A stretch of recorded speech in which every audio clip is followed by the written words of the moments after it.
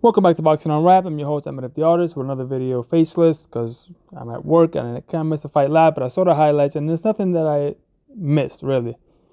And it kind of confirmed what we already knew is that one, probably Kambosos was a fringe contender or is a fringe contender. He has good qualities here and there, but he's obviously not at that level, right? We can now probably safely say that the reason why Teofimo Lopez really went life and death was because of that lung issue that he had. What the doctor said, I don't know how he fought with that. He could actually died with that. And then the two Devin Haney fights.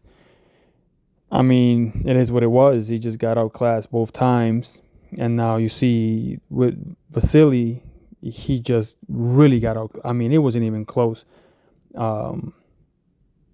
Which puts the Haney fight, makes the Haney fight look better.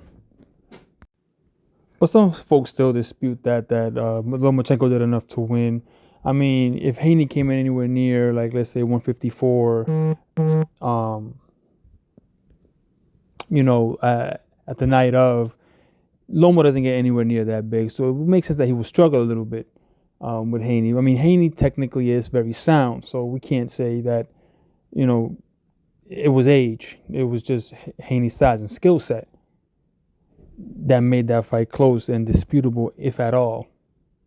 But let's fast forward because that's not the fight we were talking about. So we knew he was going to watch Kambosos, but the fight that we all knew we want is the Tank Davis. And Tank Davis has since called out Lomachenko. He says, after I fight Ghost, I want Loma. Now, some people are saying that is 7 years, 6 years too late. But now, if he strikes now with that performance, now, granted, yes, Kambosos was tailor-made for him.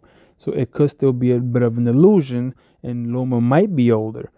But he still looked like he was moving pretty good, and his speed was pretty good, and his shot selection was pretty good.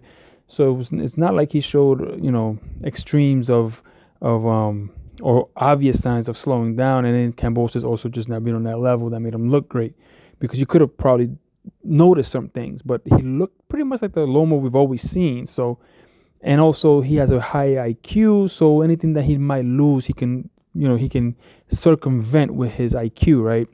So that's the fight I would like to see. I mean, I wouldn't be mad if it was Shakur Stevenson next for Loma after Shakur fights in July.